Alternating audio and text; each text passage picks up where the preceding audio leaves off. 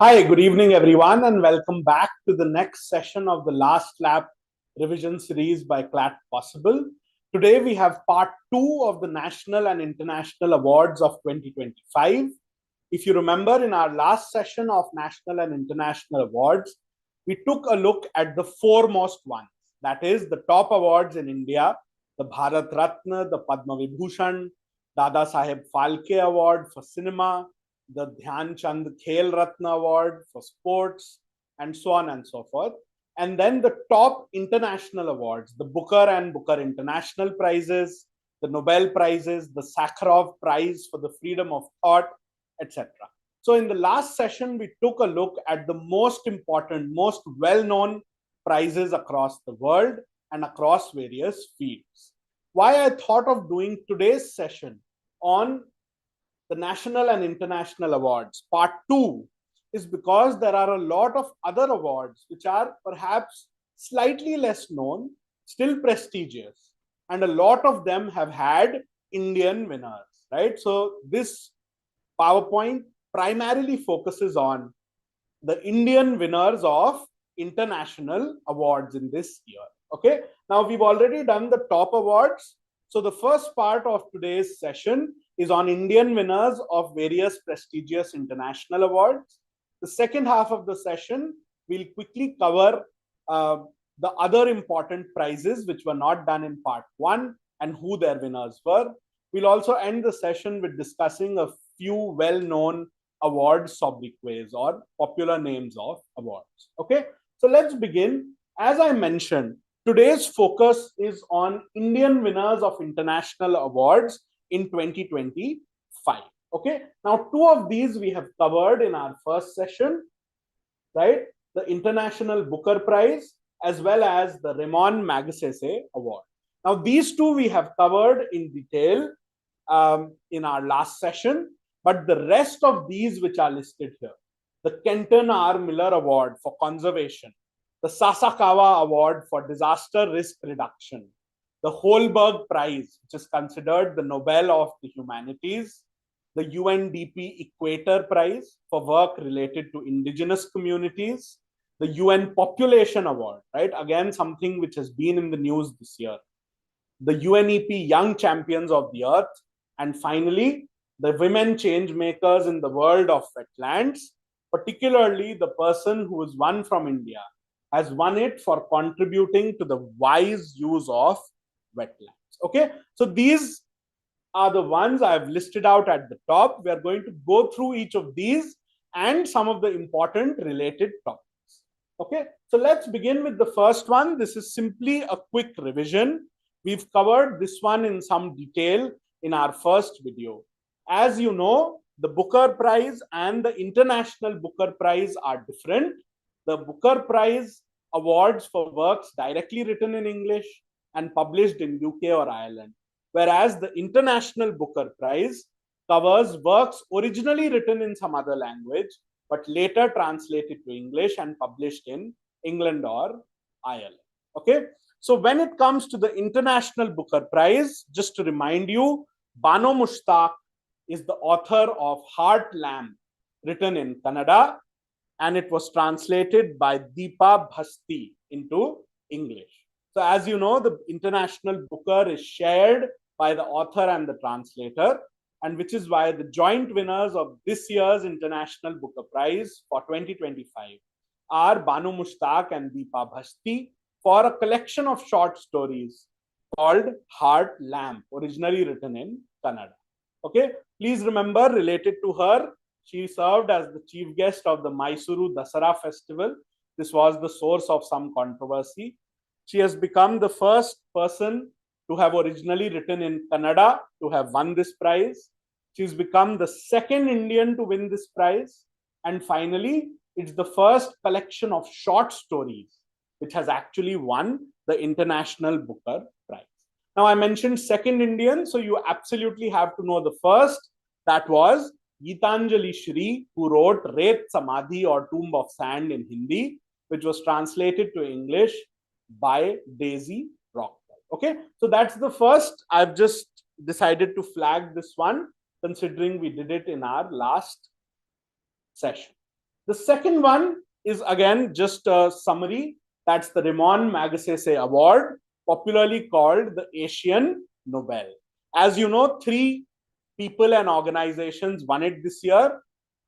Shahina Ali from Maldives, Flaviano Antonio Villanueva from Philippines, and finally Educate Girls, which is a project of the Foundation to Educate Girls globally.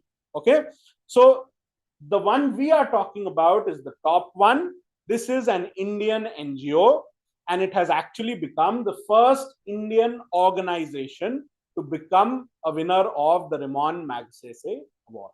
The award, of course, was created or launched or announced in 1957, but its first winners came in 1958. It's named after the 7th president of Philippines, and the first Indian to win this award was Acharya Vinoba Bhave, famous for his Bhudan movement, whereas Educate Girls or FEGG has become the first Indian organization to win the Ramon Magsaysay Award. So I simply wanted to flag this one for you. A related point which can come up is who is the person who has founded Educate Girls or FEGG. Her name is Safina Hussain. Okay, all right. So I hope that covers this. Let's now move on to the next sort of new award which we are covering today. That's the Kenton R. Miller Award for Innovation in Protected Areas Management. Okay, so if you see here, I put the logo of the IUCN. We are going to cover it in some detail in a bit. This is the International Union for the Conservation of Nature. Actually, let's quickly cover the IUCN just quickly so that we are able to move forward with this. Okay, so as you see mentioned here, the IUCN, the International Union for the Conservation of Nature, was established in the year 1948, and it is headquartered in the town called Gland in Switzerland. Interestingly, even the Secretariat of the Ramsar Convention is located within the IUCN headquarters at Gland, Switzerland. Okay, now just a quick look at the people who lead this organization as of now. So currently the Director General of the organization is Dr. Grethel Aguilar. You can see on your right, Dr. Grethel Aguilar is the Director General of the International Union for the Conservation of Nature, whereas the current president of this body is Razan Al Mubarak. So she is from UAE and she will be known as the president of the IUCN. Okay, so Razan Al Mubarak is the president and Dr. Grethel Aguilar is the Director General. Let's quickly link this to the last point here. That is the International Union for the Conservation of Nature World Conservation Conference. So this year in 2025, the IUCN World Conservation Conference took place in Abu Dhabi, UAE. You should link this with the fact that the president of the IUCN this year is also from the UAE. Okay, so I hope this is clear. Let's now come back to the award. Now, under the IUCN, there are a bunch of these commissions which do various things. One of those commissions is called the WCPA, or the World Commission on Protected Areas. So what are protected areas? We are, of course, concerned about environmentally protected areas, which would be things like biosphere reserves, national parks, wildlife sanctuaries, and other kinds of reserves. Okay, so this World Commission on Protected Areas gives an award each year known as the Kenton R. Miller Award for Innovation in Protected Areas Management. And this year, for the first time in its history, an Indian has won this particular award, the Kenton R. Miller Award for Innovation in Protected Areas Management. So who is Dr. Sonali Ghosh? She is currently the director, the field director of the Kaziranga National Park and Tiger Reserve. Okay, this is a tiger reserve, but it's also famously well known for its one-horned rhinoceros. Okay. All right. So I hope this is clear. The first Indian to win the Kenton R. Miller Award for innovation in protected areas management. Let's now move to the next one. We've already done the leadership of the IUCN. I just wanted to quickly flag two details. The IUCN is the body which prepares the famous red list. Okay. So what is it? It's called the red list of threatened species. Remember, though the IUCN is headquartered in Gland, Switzerland, the IUCN Red List of Threatened Species is headquartered in Cambridge in the United Kingdom. That's the place or office from where it is prepared. Now, there was an important piece of news this year from the perspective of wildlife as well as nature conservation. This year, at the World Conservation Congress in Abu Dhabi, which is sort of the annual meeting of the IUCN, India announced its Vision 2025 to 2030. Okay, so what is this vision?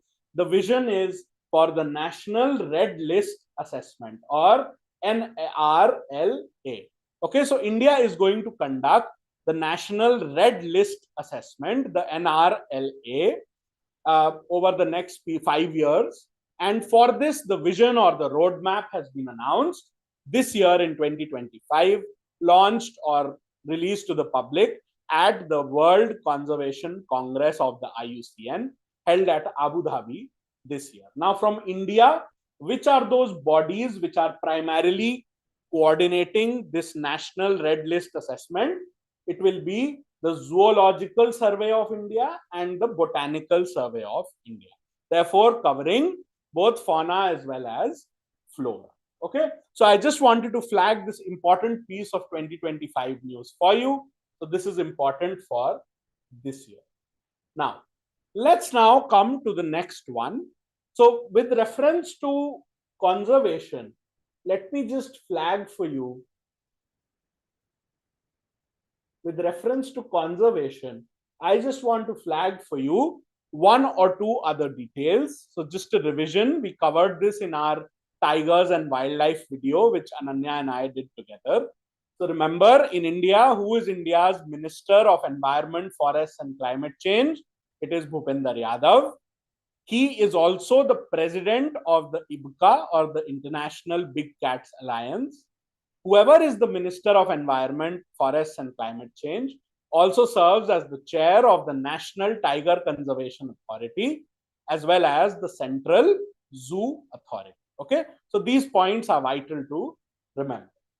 Let's now move on to the UN Sasakawa Award. Okay, now I've mentioned here DRR. What is DRR? It stands for Disaster Risk Reduction. Okay, so the United Nations Sasakawa Award for Disaster Risk Reduction is awarded from time to time, primarily for people who have contributed to reducing the risk of disasters. Okay, so this year, 3 people received this award, one of whom was an Indian. Okay, so we'll get into it. So this is an award which has been given since 1986, named after the chairman of the Nippon Foundation, Mr. Sasaka. Okay, now this year, and we will link it to 150 years of the Indian Meteorological Department as well. So Mrityunjay Mohapatra. Okay, Mr. Mrityunjay Mohapatra is the current Director General of the Indian Meteorological Department. Why is that important this year? Because it was originally established in 1875, and therefore it is observing 150 years of its completion. Okay, so Mrityunjay Mohapatra, he is popularly called the Cyclone Man of India. Okay, this is something to remember. So who is it that is called the Cyclone Man of India? It is Dr. Mrityunjay Mohapatra, who is currently the Director General of the Indian Meteorological Department, as well as the 3rd Vice President of the World Meteorological Organization. Okay, so our focus here is on the top winner, but just for the sake of completeness, the second winner, the name is Harkunti Pertiwi Rahayu from Indonesia. So these two people, Mrityunjay Mohapatra and Harkunti Pativi Rahayu from Indonesia, were the individual category winners, and the organizational category winner was GNDR, or the Global Network of Civil Society Organizations for Disaster Reduction. Okay, so this is another important prestigious UN award called the UN Sasakawa Award for Disaster Risk Reduction, won this year by an Indian, Mrityunjay Mohapatra, the Cyclone Man of India, the Director General of the Indian Meteorological Department. Now we are going to link this award to 3 or 4 different themes. Number 1, the framework for disaster risk reduction globally. We are going to link it to the Coalition for Disaster Resilient Infrastructure. We are going to link it to 150 years of the Indian Meteorological Department, Project Mausam, as well as World Meteorological Organization. Okay, so let's go ahead and take a look at that. So first, we will look at the theme of disaster risk reduction. Okay, so globally, we observe the International Day for Disaster Risk Reduction on the 13th of October. Okay, on the 13th of October, we observe the International Day for Disaster Risk Reduction. That's interestingly my grandmother's birthday as well. And this year in 2025, the theme was Fund Resilience, not Disaster. Okay, Fund Resilience, not Disaster. Now, this year, this topic of disaster reduction, I feel has gained a lot of steam because of so many pieces of news. There is this International Day. Mrityunjay Mohapatra has won the Sasakawa Award. Right now, the person at the UN who heads the UN Office for Disaster Risk Reduction is also an Indian, Mr. Kamal Kishore. Okay, and then all of the topics on IMD, Project Mausam, etc., etc. So I feel this is an important theme, both for Clat as well as for AILET. The last point on the screen, you have to know this. So globally, there are these 2 frameworks which have been created at different points in time in order to support disaster risk reduction. Okay, what are they? So the first one which had been created was called the Hyogo Framework for Action. This was a framework which was effective from 2005 to 15. However, the latest and currently prevailing framework for disaster risk reduction is called the Sendai Framework for Disaster Risk Reduction, 2015 to 30. Okay, so these are the important themes relevant from the perspective of disaster risk reduction. Let me quickly flag for you the Indian related news as well. Which act in India deals with disaster management? It's the Disaster Management Act of 2005. Okay, and in India, who chairs the National Disaster Management Authority? It is always the Prime Minister ex officio, who is the chair of the National Disaster Management Authority, or the NDMA. Okay, so I hope this is absolutely clear. Let's now go on to our next slide. So I've put it in the form of a question. Now, this is actually an international intergovernmental organization, one of only 3 to be headquartered in India. Of course, India was one of the countries which pushed for its creation, and it also hosts its headquarters. We are talking, of course, about the CDRI, or the Coalition for Disaster Resilient Infrastructure. Okay, so let's quickly assess these options. Let me move out of your way so you can have an unobstructed look. So the question is, which of the following is incorrect relating to CDRI? Okay, so which of the following is incorrect with reference to CDRI? Okay, now option A tells us it is headquartered in Gurugram, India, and its current Director General is Amit Prothi. Okay, so what should you remember? In India, there are only 3 international organizations, intergovernmental organizations. One of them is in Gurugram, which is that it is the International Solar Alliance. Okay, so this detail is incorrect. It is the International Solar Alliance that is headquartered in Gurugram, India, whereas the Coalition for Disaster Resilient Infrastructure as well as the International Big Cats Alliance are both headquartered in New Delhi. Okay. The second piece of information is, of course, correct. The current Director General is, in fact, Amit Proth. Okay. Option B is true. Let's have a look. These are two top events in the world which happened this year on disaster risk reduction. One is called the International Conference on Disaster Risk Reduction. Okay. The International Conference on Disaster Risk Reduction was held in Nice, France in 2025, while the Global Platform for Disaster Risk Reduction was held in Geneva, Switzerland in 2025. Now, don't be confused. The International Conference on Disaster Risk Reduction is organized by the CDRI. This was held this year in Nice in France, which is also the location of the third UN Oceans Conference 2025. Whereas the UN Office on Disaster Risk Reduction organizes this global platform for disaster risk reduction that was held in Geneva. Option C tells us India is a permanent co-chair of the Governing Council of CDRI. This is absolutely true. And finally, CDRI comprises of 51 member countries and 10 member organizations, the latest being the African Union, which joined in 2025. Okay, so this also is absolutely vital information.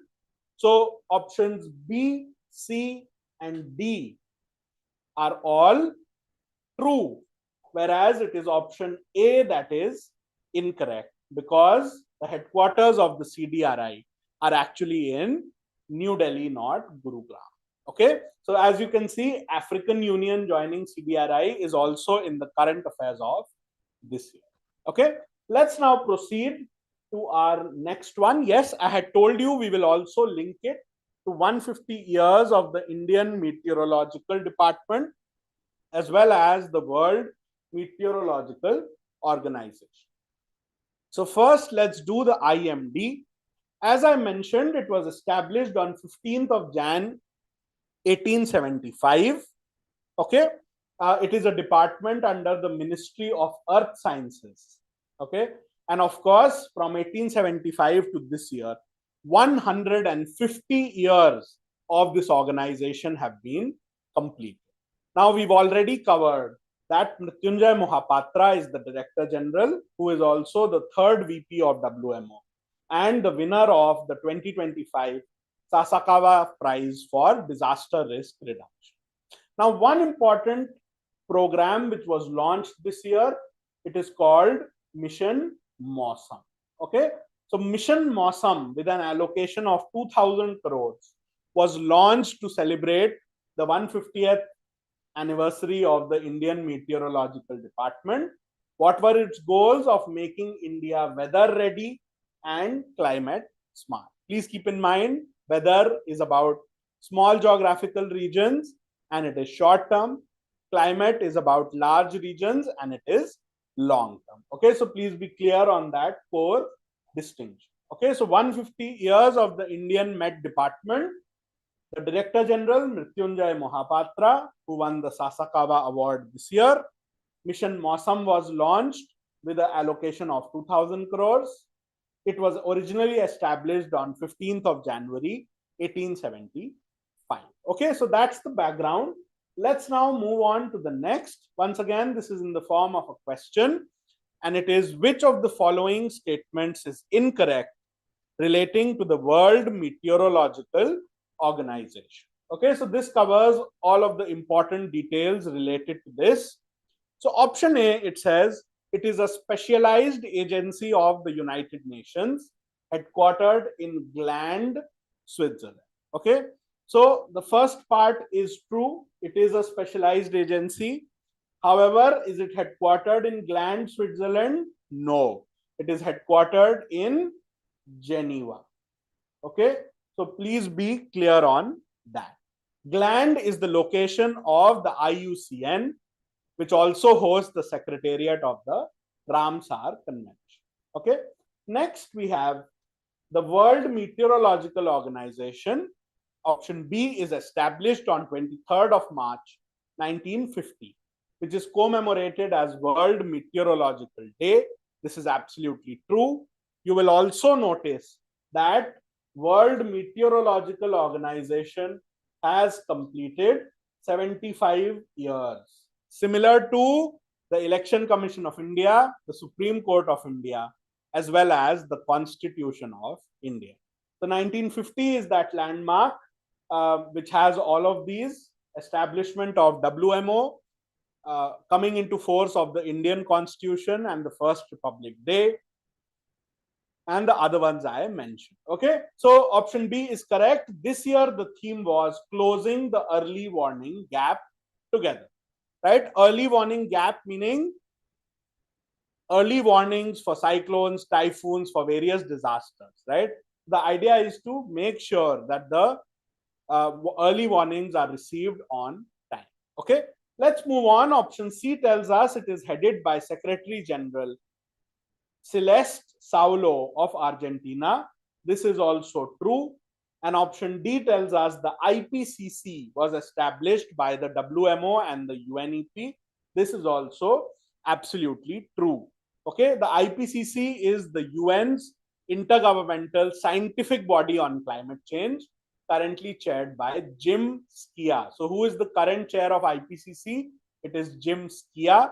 It was established in 1988 by the World Meteorological Organization and the United Nations Environment Program. So B, C, and D are all true, and therefore option A is the one which is incorrect. It is a specialized agency, but it is not headquartered in Clat. It is headquartered in Geneva. Okay, so I hope this is absolutely clear. Let's now move on to our next one. Yes, now we have the Holberg Prize. Okay, now this is one you may not have heard of too much. Usually we don't hear about it, but this year it has been won by a famous Indian academic named Gayatri Chakravarti Spivak. Okay, a lot of her work, her most famous work, which you might study about in a history course, is Can the Subaltern Speak?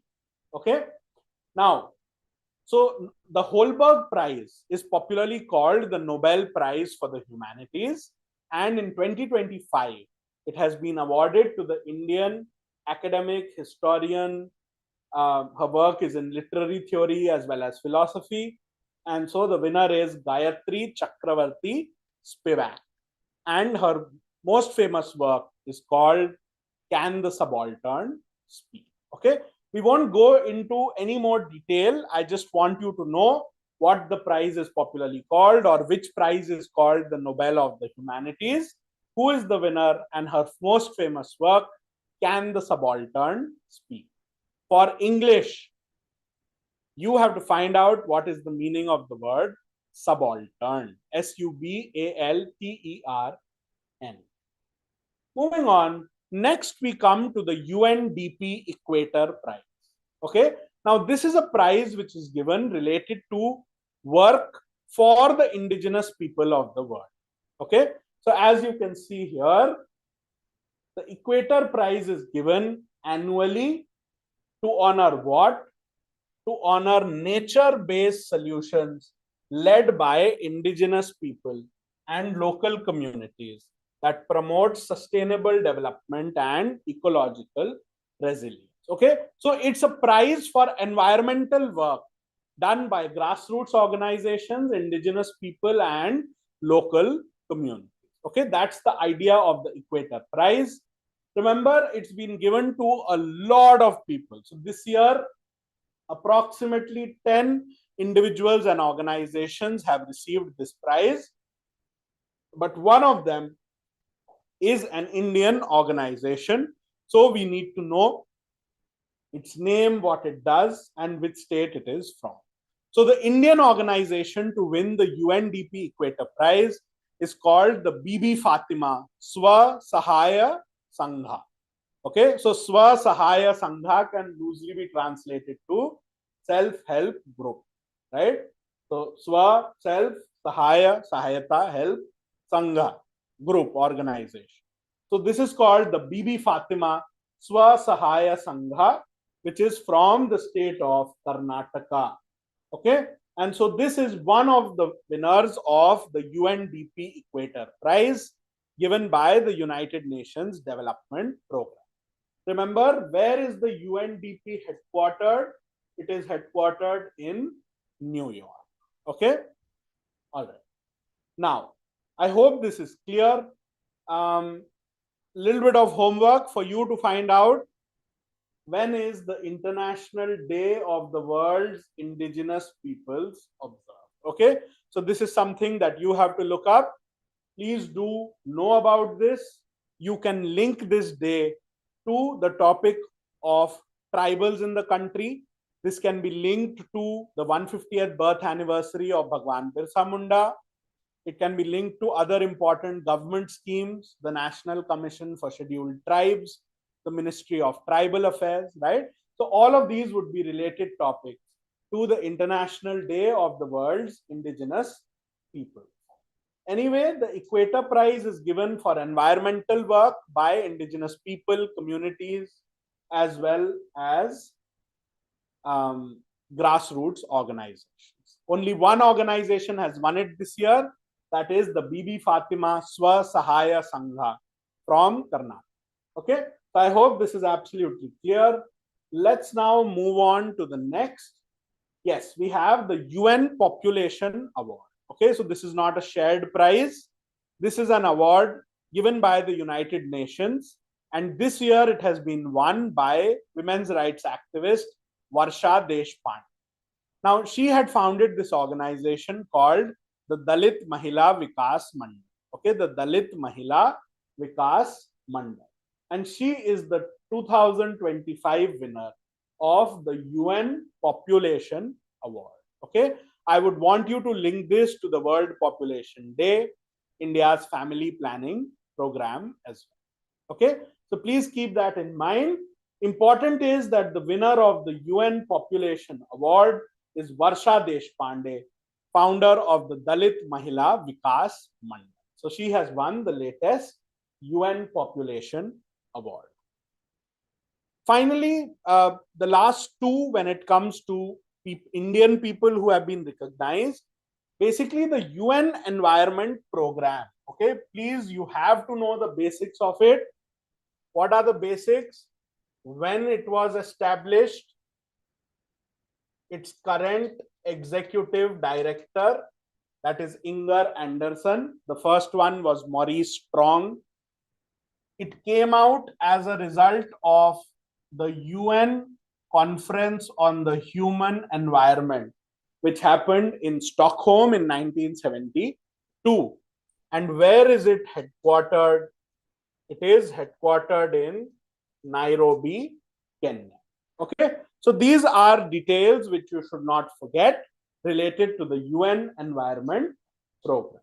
Okay, so when it comes to the UN Environment Program, it picks several people as the UNEP Young Champions of the Earth. Okay, so this year, these three individuals have been picked, one of whom is from India. Her name is Jinali Pranab Modi. Okay, Jinali Pranab Modi.